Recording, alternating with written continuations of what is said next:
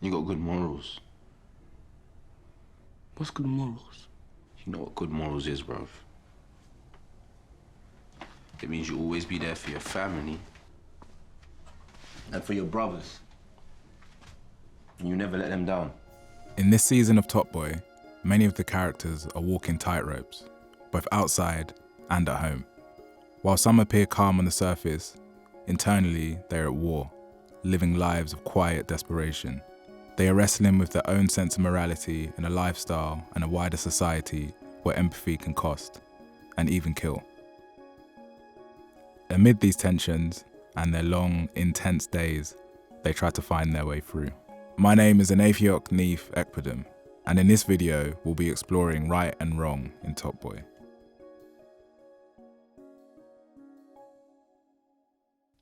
In the early half of the season, we are reunited with Sully. He's at war with himself. After the traumas of seeing Jason burn to death in the previous season, we find him as he is distancing himself from the roads. He moves into a barge on the Thames, slowly attempting to pull his life back together, piece by piece, but those years still haunt him. Fuck! Hey! Fucking early. My bad, bro. He is seeking to recover from the hangover of a life where he lived on the edge for so long. But as Sully peels back the layers and tries to find space to recover, he is forced to confront his past actions. The guilt of murdering Driss is eating at him from the inside. You done Driss, didn't you? Come on. What are you fucking talking about? Don't lie to me, man. You killed him. Tell me you didn't kill him. Look me in my eyes and tell me that you didn't do it. Driss was my friend. That's not denying it, is it? He scrambles to try and make things right, easing the guilt he feels by offering Mandy, Driss's girlfriend, money. My life is different now. I don't want this, son. It's a cruel lesson. Our actions can define us. The world may always see you as who you once were, no matter how far you try and outrun it. And so he must sit with the consequences of who he used to be. It's not a situation unique to Sully. Throughout the season, we find many of the youngers wrestling with their own morality. Either through home traumas or life on the roads, they have suffered and are trying to survive the day the best way they know how. Cracks only appear when they are confronted by other members of the community. I know what you make him do. You use him in the street. I know. I don't make him do nothing. I don't know what you're talking about, man. Jamie has an awareness of that desperation, and it allows him to show sympathy for the decisions Ats made. He recognizes the vice Ats was locked in, even if that vice cost Jamie his own freedom and tore him from his family. He used to come here and spend time with us, like watch TV with us, eat with us, bro, stay with Steph. Used to help Steph with homework, help him with shit that I couldn't, bro. So I'll be real, like, I'm not even trying to hear that. Whatever he did, what Deshane made him do, the youth was family. Family is Jamie's guiding light, his North Star. Everything he risks is for them, and in their situation, where he is relied on as the primary provider, any idea of what is considered right or wrong pales in significance when the stakes are Steph and Aaron. I ain't asked for this. To be the mum and dad to you and Steph. Fam, it's hard. Proper hard, bro. Like for all of us. I know you've been trying. And I've been trying. But I need you to know, Aaron, yeah? Everything that I do and all that I care about is the two of you. You and Steph. That's it. Ats was a foreshadowing, and before long, the same desperation that plagued Ats eventually confronts Jamie too. He finds himself in a vice, either kill his best friend Kit or uproot his siblings and flee to Cardiff, costing Aaron his degree and Steph any sense of stability. He keeps true to mantra, prioritizing family over anything and everything. Hauntingly, that decision to look out for his siblings over himself ultimately cost him his life. Jamie shows that there is more here than the individual. Our actions never exist in isolation or a vacuum. We are all products of an environment, moulded by our surroundings. In Top Boy, a coldness is threaded through the city they inhabit, flowing from the top downwards. It's you. One of ours. He got shanked up bad. 14 years old. Someone shanked the life out of him. Left him in a fucking skip. You believe that like he meant nothing? First, we see Amma, Atz's mother, forced to leave the country while still grieving for her murdered son. She's lived in this country for 19 years.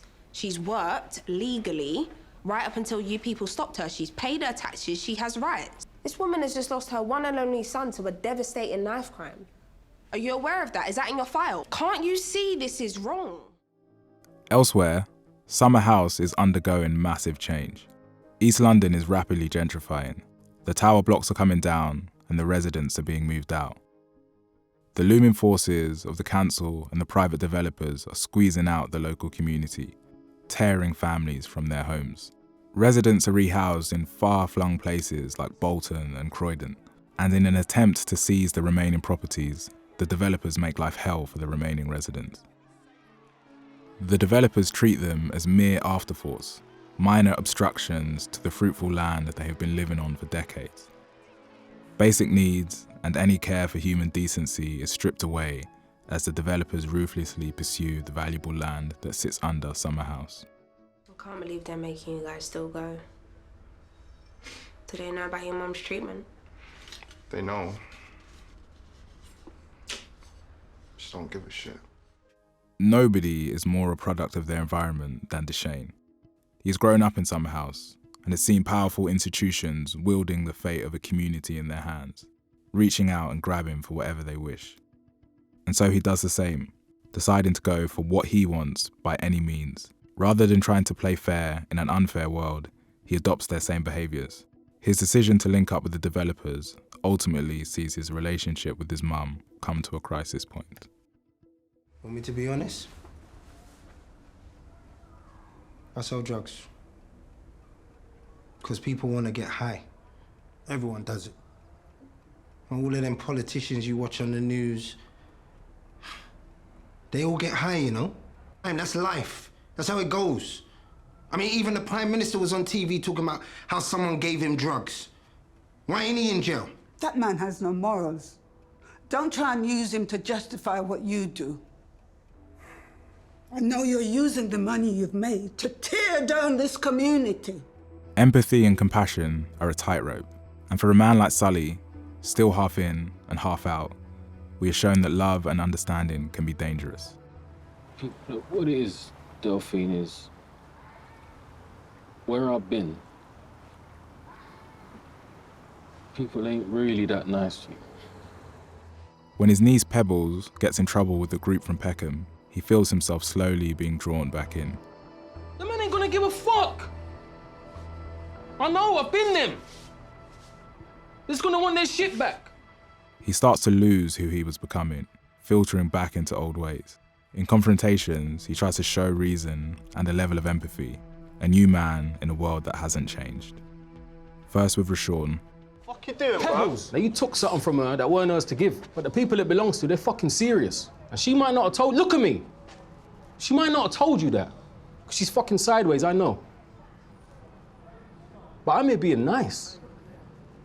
If they come, you ain't gonna be nice. And then with the group in South London. After reason fails, he has to resort to violence. What's wrong with a silly boy? What's the point in all this? Get it, you man are fucking embarrassed. Pride in that. But neither work. In the end, trying to bargain with the South London lot and doing a favour for Pebbles almost costs him his life. Love can get you killed. The incident changes him. He scrubs away the promise of who he was becoming and falls back into his old self. As the compassion withers away, a ruthlessness emerges in its place. And it culminates with him murdering Jamie in front of Steph. It was a defining moment for one of the most troubled characters in the series. The promise of what he could have been is gone, lost to the darkness. Deshane is also changed by a traumatic event. His mum passes away while he is out on the roads. Distraught by her death, he almost collapses. Eventually, he heeds the words of their final conversation and steps in to secure the future of the community in Summerhouse. You've got to change the plans back to the way they were. My mum, she used to say, Summerhouse is more than numbers. It's a subtle shifting of the dial. By the end of the season, both him and Sully have inched slightly away from who they once were, and Jamie is gone. The season is an observation of how young people caught in desperate circumstances wrestle with morality and empathy, sometimes to their own detriment. We are shown that there are dangers for doing the right thing, but also freedom. You do what you have to protect the people that you love. The people you care about, your family. And I love you for that.